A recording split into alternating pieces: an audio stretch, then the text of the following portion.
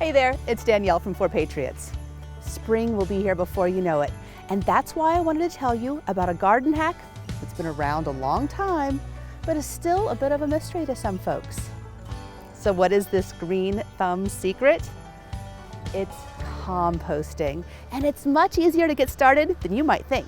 Simply put, composting is where you take organic stuff you'd normally throw away, like eggshells, coffee grounds, fruit and veggie scraps, and then turn them into fertilizer for your garden. Plus, it's an age-old practice that expert gardeners swear by, and for good reason. Composting enriches your soil to help your plants absorb more nutrients, supports your plant's root systems, and improves soil texture and integrity. It's also a great way to reduce the amount of organic waste you throw away, which is better for the environment. Okay, so let's get started. The tools you'll need for a simple composting system are a plastic tote with lid. I'm using one from our 4-week survival food kit packaging, a drill or carbon hole saw, work gloves, eye protection goggles, potting soil or plain old dirt from your yard, fruit and veggie scraps, coffee, eggshells. I've been collecting these in a bowl and keeping it in my freezer to avoid any bad smells. A small amount of water for moistening, and a small shovel. First, take your plastic tote and turn it over so the bottom is facing up. With your electric drill, make several puncture holes on the bottom for aeration. These holes will also let moisture drain out so your compost doesn't become waterlogged and stinky. Next, turn your plastic tote right side up. Make sure it's in a steady position. Take your drill again and drill holes all over the top for more aeration. You can use drill bits as small as 1/8 of an inch to 1/2 inch, just enough for air to circulate. I'd say you'd probably want to drill at least 10 or 12 holes, 3 or 5 inches apart should work fine, but you don't need to measure. You can just space them evenly by eyeballing it.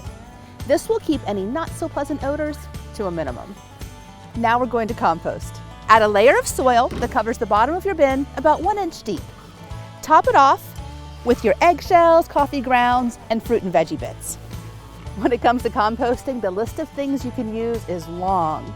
Some popular items include eggshells, which add valuable calcium to your soil, and tea leaves, which add nitrogen, coffee grounds, which improve soil structure, and basically any plant-based kitchen scraps like leftover salad or fruit work too. Pieces of cardboard work great, which is great news if you have leftover boxes from holiday gift giving. But there are also some key things to avoid: dog and cat poop, meat, fish, dairy products, oils, and charcoal. Unpleasant smells could attract unwanted pests, and no one wants that. Okay, for the final step, let's add a bit of water to moisten our mixture. And don't add too much. Start with a cup and use a bit more if needed. You don't want your compost soggy and gross. Next, let's take our small shovel and turn our compost ingredients. Basically, we're mixing it all together like we're baking a cake, but not a very tasty cake, I might add. Once everything is mixed together, find a spot for your compost bin somewhere convenient that gets some sunshine during the day. I have mine out in the yard close to my vegetable garden. You'll also need a water source close by to keep everything moist and in good shape. Voila, there you have it. You're now composting.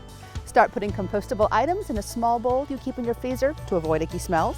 When it's full, dump what you've saved into your compost bin.